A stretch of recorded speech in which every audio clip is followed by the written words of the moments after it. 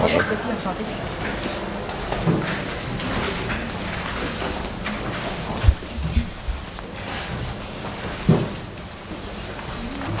Connaître les règles. Chaque équipe dispose de 20 minutes afin de présenter son cas au juge.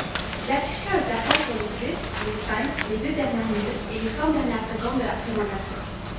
Lors des 10 dernières secondes du discours, j'indiquerai à l'aide de mes mains le nombre de secondes restantes. Si vous n'avez pas terminé votre présentation après 20 minutes, elle se verra arrêtée afin de passer à la période de questions. Une période de questions d'une durée maximale de 5 minutes est allouée au jury à la fin de la présentation. Veuillez noter que vous pouvez en aucun temps dévoiler le nom et la provenance de votre université. Est-ce qu'on peut avoir les cartons dans le thème? Oui. Parfait. Merci.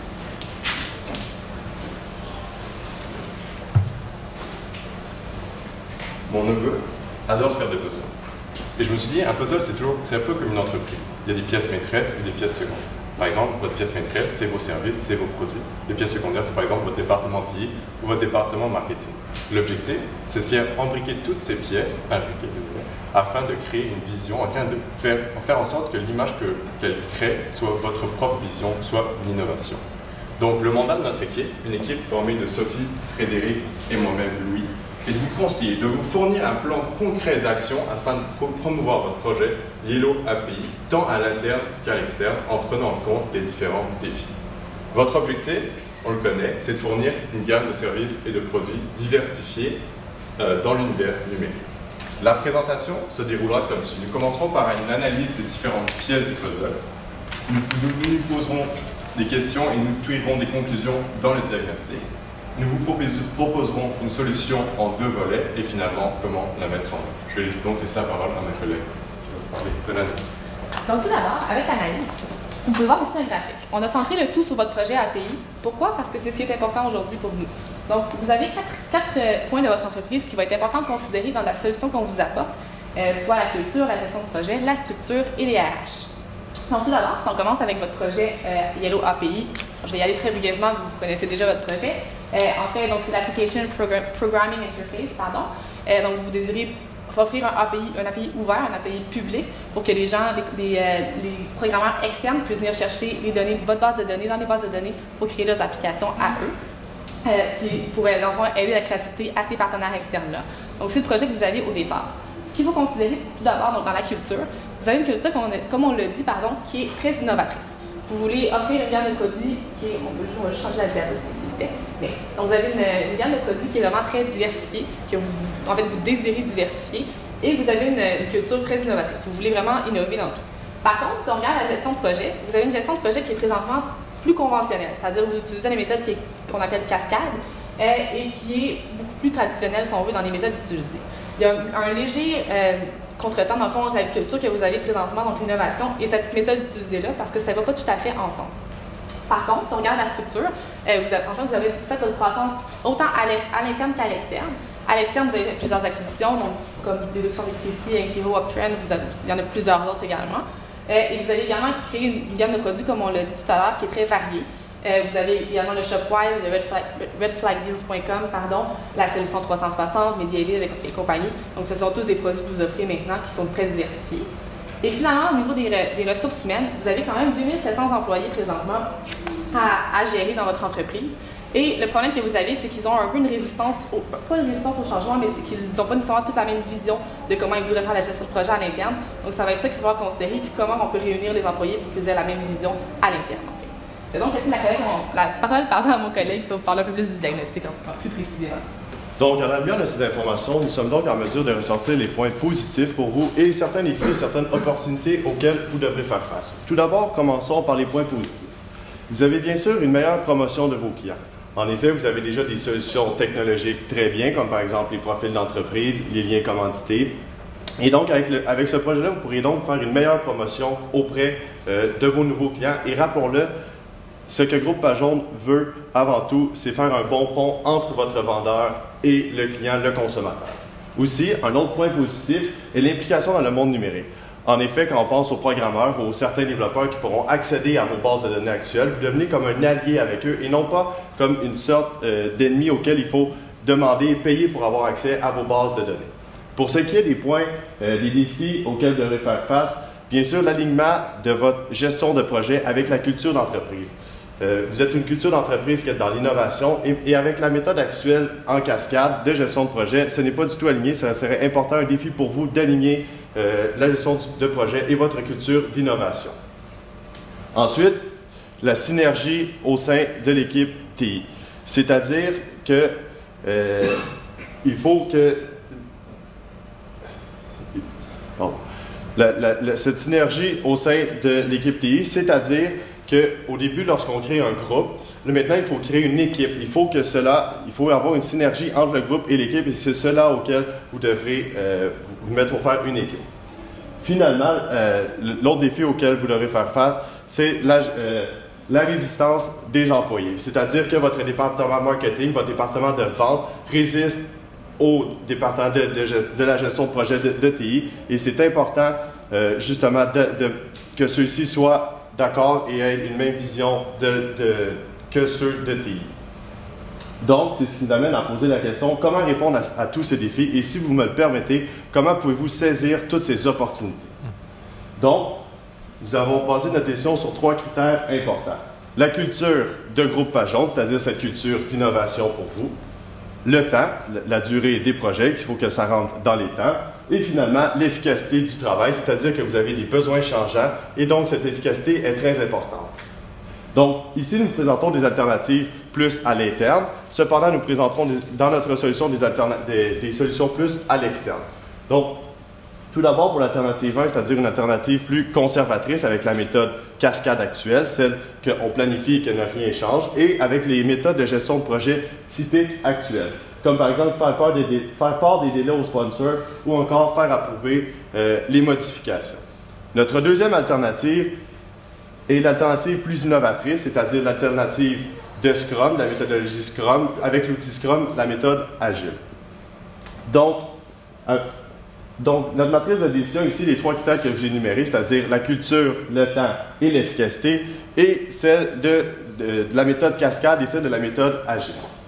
Pour la culture d'entreprise, bien sûr, avoir une méthode en cascade n'est pas très bon, n'est pas très innovateur. Pour le temps, on respecte les délais. Et finalement, pour l'efficacité de travail, l'efficacité n'est pas respectée puisqu'on ne livre pas rapidement. Pour la méthode agile, bien sûr, la culture d'entreprise d'innovation, cela respecte très bien pour vous. Ensuite, le temps, on livre rapidement, des petits livrables bien faits rapidement pour avoir des résultats concrets et rapides. Et finalement, l'efficacité de travail qui est très bonne dans la méthode agile, puisqu'on travaille, on change et on fait tout rapidement mais bien. Donc maintenant, passer à la recommandation. Donc, comme je vous l'ai dit, nous allons vous proposer en fait une solution en 2 volets. Soit premièrement à l'interne, en vous présentant la méthodologie agile, mais plus précisément la méthode Scrum, et finalement le rôle de l'équipe multidisciplinaire au sein du département TI. Pour l'externe, nous allons vous présenter un plan promotionnel plus traditionnel, mais aussi comment promouvoir Yellow Happy d'une façon nouvelle pour se tourner vers l'avenir. Donc si nous commençons tout de suite avec le volet interne et la méthodologie agile, mais plus particulièrement Scrum, la première étape, c'est l'équipe multidisciplinaire.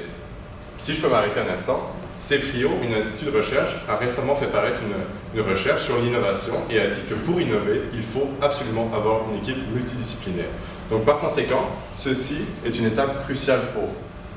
Ensuite, l'équipe multidisciplinaire se rencontrera fréquemment dans le but de permettre d'ajuster les différents besoins de votre département marketing, mais aussi de votre département TI et d'autres parties prenantes de l'équipe multidisciplinaire. Et finalement, nous vous livrons, cette équipe plutôt, vous livrera des livrables rapides, comme mon collègue a pu vous le dire, comme des prototypes que vous pourrez utiliser et publier. Si nous passons à l'équipe multidisciplinaire, elle devra être formée de M. André Boisvert, le sponsor du projet, le gestionnaire de projet en tant que tel, le représentant marketing. Ce dernier joue un rôle crucial. En effet, ce dernier fait le pont entre le département TI, ou plutôt la gestion de projet, mais aussi le département marketing et le département de vente. C'est lui qui va en fait faire le lien, va permettre de dire les différents besoins du département marketing et de la vente auprès du groupe ou auprès de l'équipe afin de mieux gérer le projet. Mais aussi, ce dernier devra expliquer les différents changements au département marketing. Après, nous retrouvons encore les habituels PCO et le reste de l'équipe TI, soit vos analystes et vos différents programmeurs. On va maintenant passer au volet plus externe. C'est-à-dire, en fait, premier volet externe, c'était de faire vraiment le volet plus formel. Pardon. Il y a deux volets, comme on l'appelle, le formel et le plus innovateur, si on veut. Le formel, vous l'avez déjà énoncé, en fait, vous voulez participer à la conférence, en fait, le Hackfest, pardon, pour faire la promotion de votre application. Nous, on vous conseille évidemment, oui, go foncer, c'est une excellente idée. On vous conseille même de participer à d'autres événements comme celui-là, pardon. Par exemple, la JIQ, la journée informatique du Québec, pardon, et des événements comme ça qui se donnent ailleurs au Canada, qui vous permettraient de faire voir votre application, de la faire connaître à différents programmeurs dans tout le Canada et de la faire ressortir. Donc ça, c'est le volet un peu plus formel qui vous permettra d'atteindre toutes les grandes entreprises. Et si on passe au volet un peu plus innovateur, nous, ce qu'on vous conseille, en fait, il faut aller chercher également les programmeurs qui sont plus indépendants, qui travaillent pour leur compte. Et la façon qu'on vous propose, c'est par les trois moyens que vous voyez ici, c'est-à-dire le premier, de participer au Startup Weekend. Je pense que vous connaissez un peu le principe, c'est-à-dire une équipe qui part son projet, qui veut lancer son entreprise. Et donc, en participant, vous pourriez leur permettre d'utiliser votre application. Ça leur permettrait de voir comment ça fonctionne et justement d'en faire la promotion autant à leurs amis de bouche à oreille que pour eux-mêmes, pour leur future carrière. De plus, vous pourriez aller vous rendre directement dans les cégeps et les universités, faire la promotion de votre application, leur montrer, peut-être participer avec les cours pour qu'eux puissent utiliser l'application et voir comment ça fonctionne déjà dès dans leur cours, dès leur formation collégiale et universitaire. Et finalement, la GIC, on l'a répété ici. Pourquoi? Parce que dans la GIC, il y a beaucoup d'entrepreneurs indépendants qui participent à cet événement-là. Donc, on l'a répété pour que ça complète les deux volets. Finalement, la campagne en ligne, en fait, ça fait partie plus du volet formel, pardon, elle est dans l'autre diapositive avant. Campagne en ligne, c'est votre application, pardon, Yellow API. Oui, c'est bien de la faire connaître aux programmeurs directement dans les événements, mais il faut également la faire connaître ailleurs pour que les gens qui ne participent pas à ces événements-là puissent le savoir. Ce qu'on vous conseille évidemment, c'est une campagne publicitaire. C'est très classique, ça se fait régulièrement dans tous les domaines, si on veut. Évidemment, on vous la conseille en ligne. Pourquoi? Parce que c'est là que vous œuvrez. Et c'est là que les programmeurs vont, c'est là que les gens qui vont utiliser l'application vont. Donc, campagne en ligne de plusieurs façons. Vous faites des campagnes pour vos clients présentement déjà. Donc, utilisez vos propres outils que vous avez déjà, le SEO par exemple, les choses comme ça que vous pouvez utiliser pour faire en sorte que le Yellow API ressorte quand les gens cherchent par exemple programmation ou cherchent des mots-clés comme ça qui pourraient faire en sorte que les gens connaissent un peu. Donc en général, c'est ce qu'on vous conseille. Je vais passer un peu plus à l'implantation très concrète. Je vais commencer avec un échéancier. Premier point. Il apparaît pas ici, mais bon, il faut que vous l'avez sur vos diapositives. Dans le fond, il y a la campagne publicitaire qu'il fallait commencer. En fait, nous, on conseillait de la commencer après 9 mois. Pourquoi? Parce que, dans le fond, l'application n'est pas prête tout de suite. Et donc, si vous la commencez après 9 mois, oui, ils vont pouvoir en parler un peu. Et ça amène, dans le fond, à vous dire que sur la ligne digitale échéancier, on vous avait mis que la promotion événementielle, qui était la JIQ, le Hackfest et compagnie, on vous l'avait mis sur 12 mois.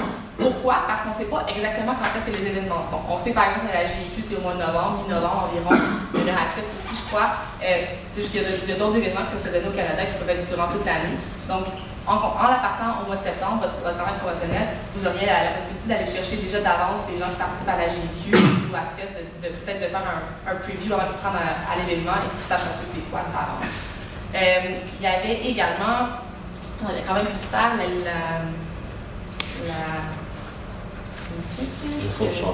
la gestion du changement, oui, évidemment. Dans l'entreprise, on va voir l'entreprise, l'application, pardon, le Yellow API, le changement de culture également avec la méthode agile.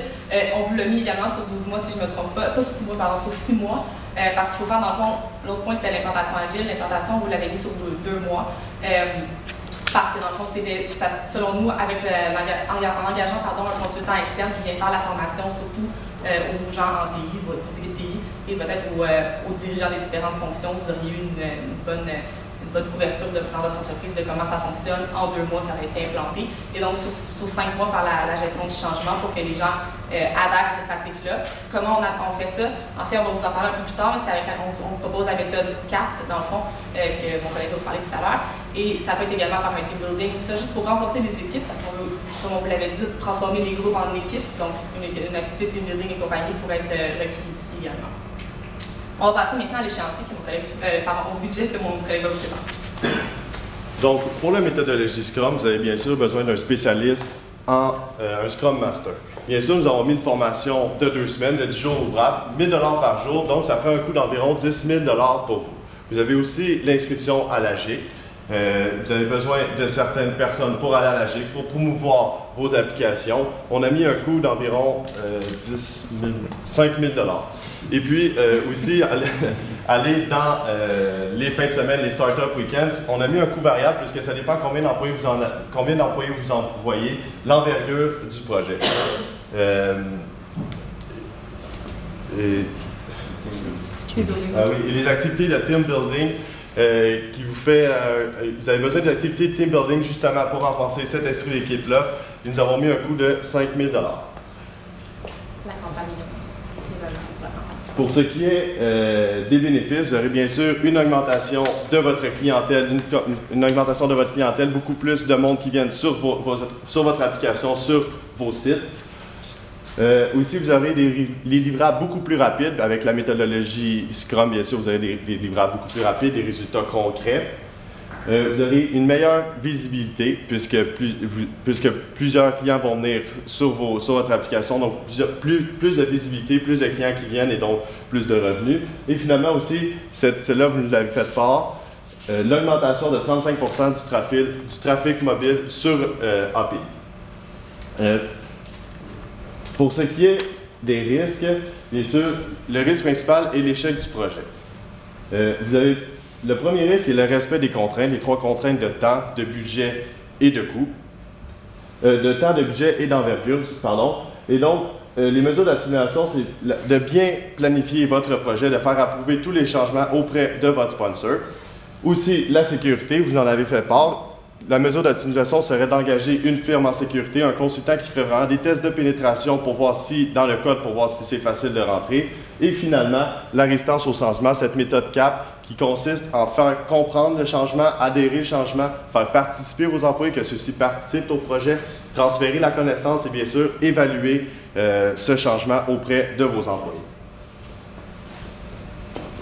Si je peux conclure, nous avons présenté une solution qui permet en fait de peaufiner votre puzzle, principalement avec la méthodologie Agile, mais aussi avec un système de promotion interne et externe en utilisant l'équipe multidisciplinaire, mais aussi les campagnes en ligne ou encore les rencontres au Startup Weekend. Mais j'aimerais bien rajouter un petit détail. J'ai eu la chance en fait d'assister au Startup Weekend à Montréal en 2011 et l'équipe gagnante devait produire en fait un prototype d'application qui cherchait en fait les différents hôpitaux dans la région. Et je me suis dit, à la vue de ça, ils n'avaient aucune donnée sur les hôpitaux. Avec votre solution Yellow API, ces derniers en fait pourraient aller chercher des données cruciales qui permettraient en fait de livrer un prototype fiable, beaucoup plus attractif pour les différents commanditaires, mais aussi les différents clients qui peuvent l'avoir. Donc merci, avec vous les questions.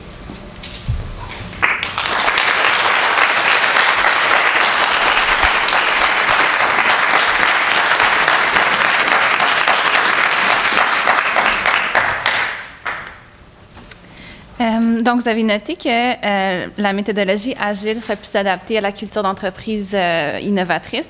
Donc, j'aimerais savoir dans vos mots, c'est quoi la méthodologie agile? Vous pouvez comparer avec la méthodologie cascade, si vous le désirez.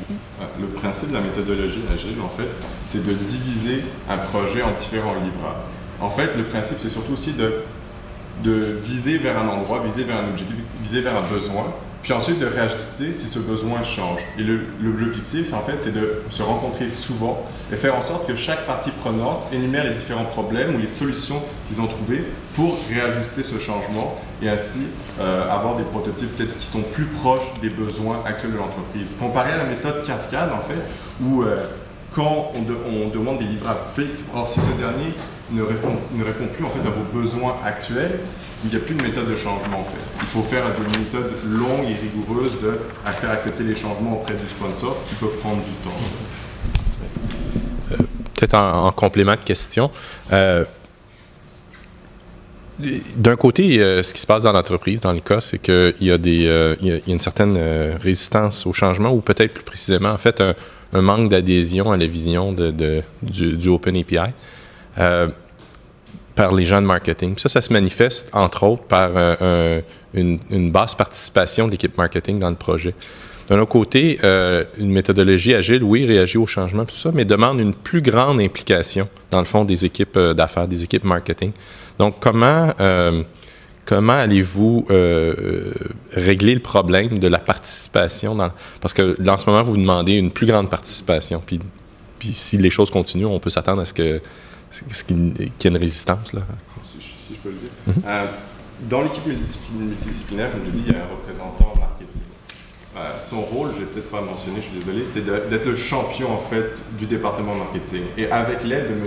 Houle, on pourrait choisir quelqu'un qui aurait pour objectif de motiver justement ces troupes, motiver car ce serait lui le champion, le monde, comme M.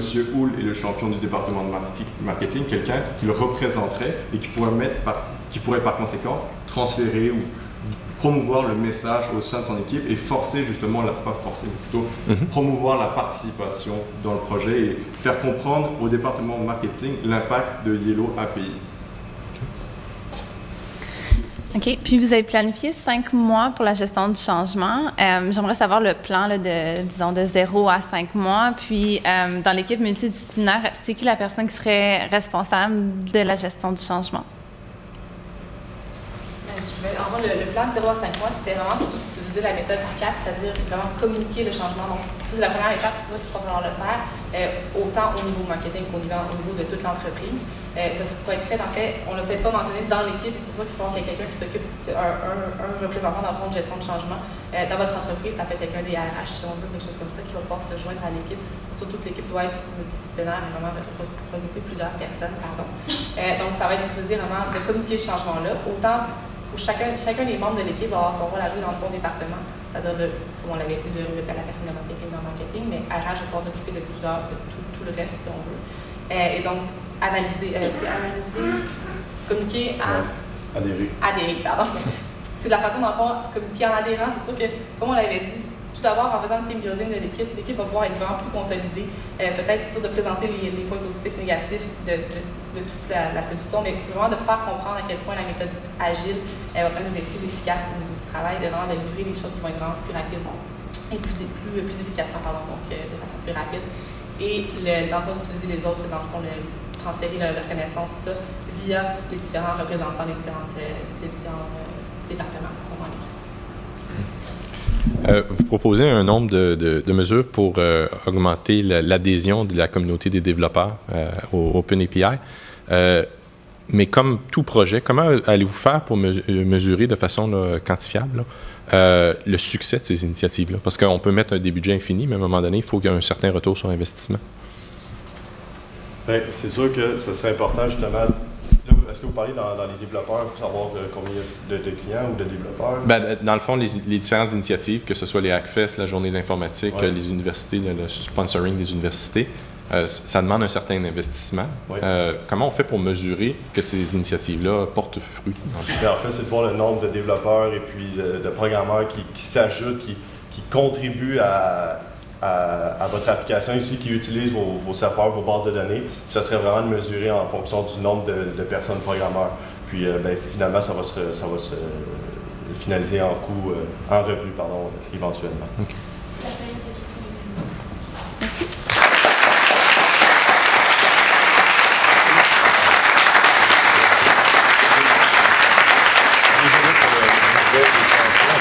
Non, c'est pas de problème. C'est juste de s'en rendre. Ouais, non, je comprends. Absolument.